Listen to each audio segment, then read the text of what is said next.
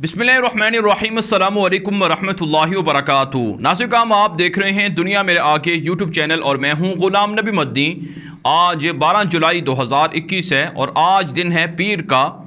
افغانستان کی صورتحال بتدریج بدل رہی ہے۔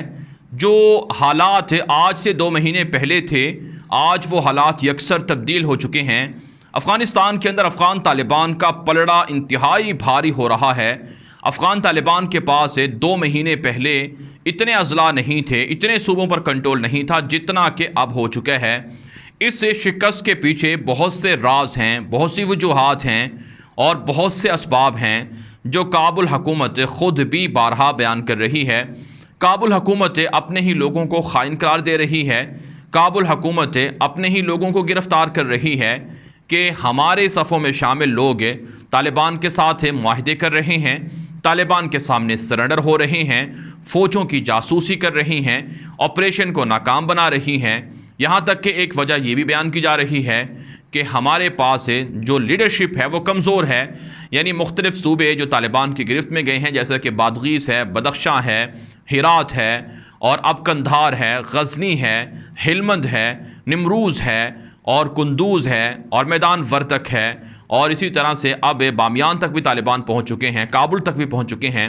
تو جہاں جہاں پر کابل حکومت کو شکست ہوئی ہے، اس کے پیچھے جہاں خیانت بدعہدی کا ذکر کیا جا رہا ہے، وہیں کابل فوج اور حکومت کی جانب سے اپنے ہی لیڈرشپ کو ٹارگٹ کر کے یہ بتایا جا رہا ہے کہ دراصل ان کی قیادت کوئی درست انداز میں نہیں ہو رہی ہے اور اسلحے کی کھیپ نہیں ہے، وسائل نہیں ہیں اور جو سپورٹ ہے فوج کی جانب سے وہ نہیں ہے۔ مثلا کسی صوبے کے اندر اگر طالبان گریلا کارروائی کرتے ہیں تو فضائی مدد کابل فوج کو نہیں ملتی ہے، اس لیے کابل فوج پھر یہ سمجھتی ہے کہ بجائے اس کے کہ ہم طالبان کے ہاتھوں مارے جائیں، ہماری مدد کے لیے کوئی نہیں آئے گا، ہماری لاشوں کو اٹھانے کے لیے کوئی نہیں آئے گا، اس لیے بہتر ہے طالبان کے سامنے سرنڈر کر دیا جائے۔ تو یہ مختلف وجوہات ہیں جو کابل حکومت اور ان کے صحافی بیان کر رہے ہیں۔ لیکن بہرحال ناظرین کرام، اشرف غنی اب بھی دعویٰ کر رہا ہے کہ ان کی حکومت مضبوط ہے۔ یہاں تک کہ اشرف غنی نے یہ بھی کریڈٹ لیا ہے کہ جو امریکہ اور نیٹو یہاں سے بھاگے ہیں، جو یہاں سے نکلے ہیں، اس کا کریڈٹ انہوں نے خود لیا ہے کہ میں آپ کو کہا کرتا تھا کہ امریکہ اور نیٹو یہاں سے جائے گا اور ہم نے امریکہ اور نیٹو کو یہاں سے نکال دیا ہے، تو طالبان اب کس وجہ سے لڑائی کر رہے ہیں؟ طالبان ہمارے سامنے سرنڈر کر لیں، ہمارے ساتھ ڈیل کر لیں، ہمارے ساتھ جمہوری سسٹم کا حصہ بن جائیں۔ اشرف غنی یہ بارہا یہ باتیں کر چکا ہے۔ اسی طرح سے ناظرین کرام، اشرف غنی کی جانب سے مختلف ملکوں سے رابطے بھی ہو رہے ہیں، ان سے مدد بھی مانگی جا رہی ہے۔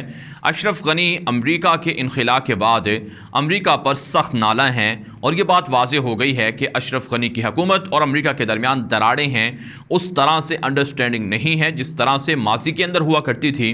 امریکہ اشرف غنی کی حمایت سے دستبردار ہو چکا ہے۔ جس طرح سے ناظرین کرام ڈاکٹر نجیب 1990 کے زمانے میں کمیونسٹ زمانے کے اندر جب وہ حکمران تھا تو گورباچوف اور اسی طرح سے جو سوویت یونین کے عہدیدار تھے جو ان کی مدد کر رہے تھے، لیکن پھر بعد میں جب انہیں لگا کہ مجاہدین جیت رہے ہیں اور وہ ہار رہے ہیں تو انہوں نے نجیب کی حمایت سے ہاتھ اٹھا لیا۔ ناظرین کرام، تاریخ اپنے آپ کو دہراتی ہے، یہ بات آپ نے بارہا سنی ہوگی اور یقیناً آج تقریباً 30 سال کے بعد یا 25 سال کے بعد تاریخ اپنے آپ کو دہرا رہی ہے۔ آپ جانتے ہیں افغانستان کے اندر پچھلے 40 سالوں سے مسلسل جنگ رہی ہے۔ 20 سال سوویت یونین کا زمانہ رہا، اس سے پہلے انگریزوں نے افغانستان پر قبضہ جمائے رکھا، ان کے ساتھ لڑائی افغانوں کی رہی۔ پھر پچھلے 20 سال سے امریکہ اور دنیا کی 50 ملکوں کے ساتھ طالبان کی لڑائی ہے اور جنگ ہے۔ تو جو ماضی کے اندر جو واقعات ہوئے وہ واقعات دوبارہ ریپیٹ ہو رہے ہیں، دہرائے جا رہے ہیں اور ان میں کافی گہری جو مماثلت ہے، جو تشبیہ ہے وہ پائی جاتی ہے، کافی واقعات سیم ہیں۔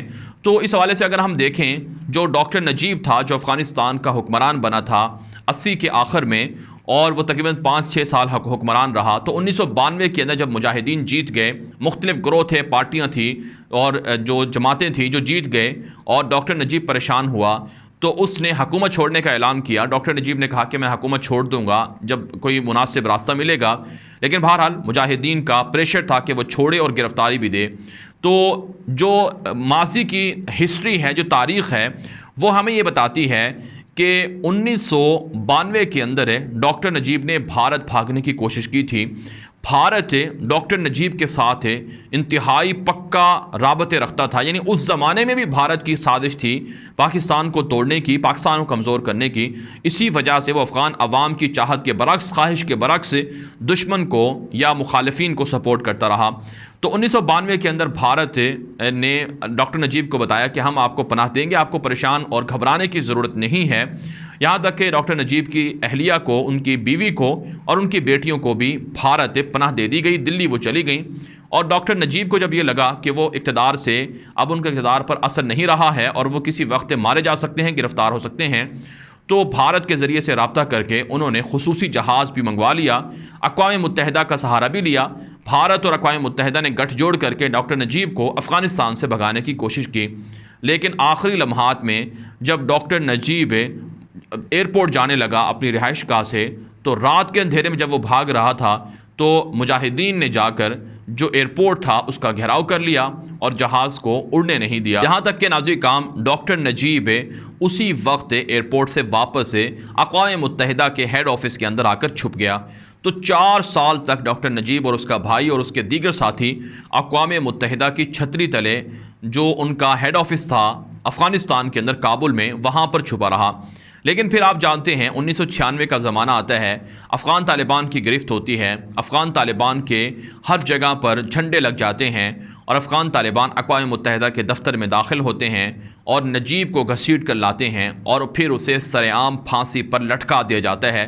49 سال کی عمر میں ڈاکٹر نجیب اپنے انجام کو پہنچ گیا۔ اس پر الزام تھا ڈاکٹر نجیب پر کہ وہ نہتے افغان شہریوں کا قاتل رہا ہے اور افغان شہریوں کی عوام کی خواہشات کے برعکس کمیونزم رشین حکومت کی مدد کر کے ظلم کرتا رہا ہے۔ جیسا ماضی کے اندر حکمرانوں نے کیا، ویسا امریکہ کے کٹ پتلی حکمرانوں نے بھی ویسا ہی کیا ہے۔ حامد کرزئی کا دور ہو یا پھر اشرف غنی کا دور ہو، انہوں نے کتنا ساتھ امریکہ کا دیا ہے یہ افغان عوام اچھی طرح سے جانتی ہے۔ افغان عوام یہ بات جانتی ہے کہ ہمارے 15 لاکھ سے زائد افغانی جو قتل ہوئے ہیں، اس کی ذمہ داری جہاں امریکہ پر ہے، وہیں امریکہ کے ہاتھ مضبوط کرنے والے حکمرانوں پر بھی ہے۔ تو آج ناظرین کرام افغان طالبان کی جانب سے، افغان عوام کی جانب سے اشرف غنی اور ڈاکٹر نجیب میں مماثلتیں دی جا رہی ہیں، ان کی آپس میں تشبیہات نشر کی جا رہی ہیں کہ جس طرح سے ڈاکٹر نجیب کمیونسٹ رہا اور ان کے ساتھ مل کر افغانوں پر ظلم کرتا رہا، ان کی بات نہیں مانی، اسی طرح سے اشرف غنی بھی کر رہا ہے۔ لہٰذا اشرف غنی کا انجام بھی ڈاکٹر نجیب جیسا ہو سکتا ہے۔ ناظرین کرام اس وقت جو ہمارے پاس اطلاع سامنے آ رہی ہیں کہ کابل کے اندر ایک نیا ایئر ڈیفنس سسٹم لگایا گیا ہے اور اس کے باقاعدہ تجربات کیے گئے ہیں۔ یہ ویڈیو آپ اس وقت ہماری سکرین پر دیکھ رہے ہوں گے، یہ کابل کی ہے۔ یہاں پر جو نیا ایئر ڈیفنس سسٹم انسٹال کیا گیا ہے اس کا تجربہ کیا گیا ہے کہ اگر طالبان میزائل ماریں، راکٹ ماریں، تو ان راکٹوں کو، ان میزائلوں کو اس ایئر ڈیفنس سسٹم سے فضا میں تباہ کر دیا جائے۔ جس طرح سے غزہ کے اندر ابھی پچھلے مہینے مئی کے اندر ہم نے دیکھا کہ جو 11 روزہ جنگ ہوئی اس میں حماس کے لوگ میزائل مارتے تھے اور جو آئرن ڈوم تھا اسرائیل کا اینٹی ایئر سسٹم میزائل جو تھا وہ میزائلوں کو گرا دیتا تھا۔ تو یہ نیا ایئر ڈیفنس سسٹم انسٹال کر دیا گیا ہے، کابل کے اندر ہے، اور اس کے پیچھے لاجک یہ بتائی جا رہی ہے کہ طالبان اب کابل پر حملے کریں گے، میزائل ماریں گے۔ تو اس قدر خوف طاری ہو چکا ہے کابل حکومت پر، اور ہمارے ذرائع یہ بتاتے ہیں کہ جس طرح سے 1992 اور 96 کے زمانے میں ڈاکٹر نجیب کو بھارت یقین دلاتا رہا کہ ہم آپ کو بچا لیں گے، یہاں تک کہ مورخین یہ بات لکھتے ہیں کہ انہوں نے متبادل آپشن پر بھی غور نہیں کیا کہ اگر یہ پلان فیل ہو جائے تو اس کا متبادل پلان کیا ہونا چاہیے۔ اسی طرح سے بھارت اشرف غنی کو یقین دلا چکا ہے، گھبرانے کی ضرورت نہیں، ہم آپ کو پناہ دیں گے۔ ہمارے ذرائع بتاتے ہیں کہ اگر حالات خراب ہوئے، اشرف غنی کو بھاگنا پڑا، تو اشرف غنی افغانستان سے بھارت پناہ لے سکتا ہے اور یا پھر امریکہ جا سکتا ہے۔ تو یہ دو راستے ہیں بڑے اشرف غنی کے پاس ہے۔ تو اس موقع پر بھی بھارت کی جو سازشیں ہیں وہ کھل کر سامنے آ رہی ہیں۔ ایک طرف سے بھارت کہتا ہے کہ طالبان ہم آپ کے ساتھ مذاکرات کرتے ہیں، سفارتی تعلقات بناتے ہیں، دوسری طرف سے بھارت 40 ٹن سے بھی زائد جو اسلحہ ہے، گولہ بارود ہے، وہ جہازوں میں بھر کر اشرف غنی کے لیے بھیج رہا ہے۔ طالبان کو یہ ساری چیزیں معلوم ہیں، طالبان اس کی مذمت بھی کر چکے ہیں۔ طالبان بھارت کے قونصل خانے جو دہشت گردی کے اڈے تھے ان پر بھی قبضہ کر چکے ہیں، لیکن بھارت اشرف غنی کو دھوکہ دے گا اور جس طرح سے نجیب کو دھوکہ دیا اور پھانسی پر چڑھوا دیا، اسی طرح سے اشرف غنی کے ساتھ بھی ہو سکتا ہے۔ ذرائع تو یہاں تک بات بتا رہے ہیں کہ اس وقت کابل ایئرپورٹ پر ایک اسپیشل جہاز ہے، وہ تیار کھڑا ہوا ہے ہر وقت کہ کسی بھی لمحے ایسے حالات ہو سکتے ہیں کہ اشرف غنی کو اڑنا پڑے یا اڑان بھرنی پڑے افغانستان سے، تو وہ اڑان بھر سکیں اور یہ جہاز بھارت جا سکتا ہے۔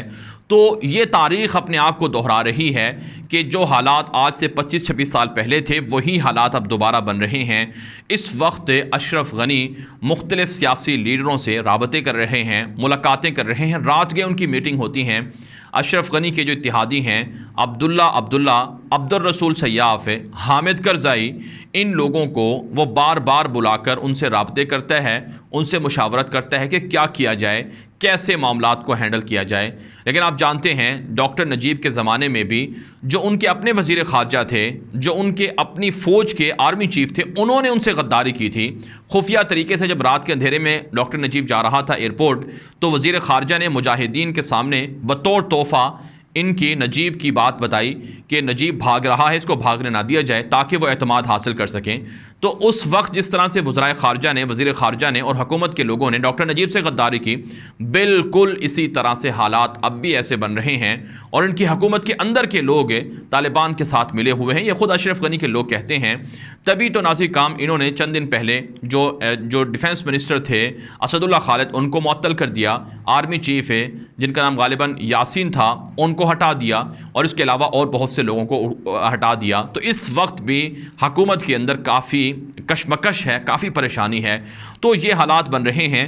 دوسری طرف سے ناظرین کام کچھ خبریں ایسی بھی ہیں کہ جو دوحہ کے اندر جو طالبان اور کابل حکومت کے درمیان کابل حکومت کے مذاکراتی ٹیموں کے درمیان جو رابطے ہیں وہ دوبارہ سے شروع ہیں۔ زلمے خلیلزاد امریکہ کے مندوب وہ دوحہ کے اندر موجود ہیں۔ تو جو کابل حکومت کی جانب سے مذاکراتی ٹیم ہے وہ کہتی ہے کہ کوئی نہ کوئی ثالثی کرنے والی پارٹی ہو، تھرڈ پارٹی ہو جو ثالثی کرے، لیکن طالبان کہتے ہیں ثالثی ہمیں قبول نہیں ہے، ہمارے سامنے بالکل آمنے سامنے بیٹھ کر بات کی جائے، جو آپ کے مطالبات ہیں ہمارے سامنے رکھیں، ہمارے مطالبات ہم آپ کے سامنے رکھیں گے، ہمارے ساتھ ڈیل کریں۔ تھرڈ پارٹی چاہے وہ قطر ہو، چاہے امریکہ ہو، چاہے ترکی ہو یا پاکستان ہو، اس کی ہمیں ضرورت نہیں ہے۔ تو یہ وہ ساری چیزیں ہیں جس سے واضح ہوتا ہے کہ افغان طالبان کی فتح ہے، افغان طالبان جیت رہے ہیں، اور کابل حکومت کی پریشانیوں میں اضافہ ہو رہا ہے۔ بہرحال ناظرین کرام، اس ویڈیو کے حوالے سے جو آپ کی رائے ہو، اپنی رائے کامنٹ کے ذریعے سے ضرور ہم تک پہنچائیں۔ اب تک کے لیے اتنا ہی، اجازت دیجیے، اللہ حافظ۔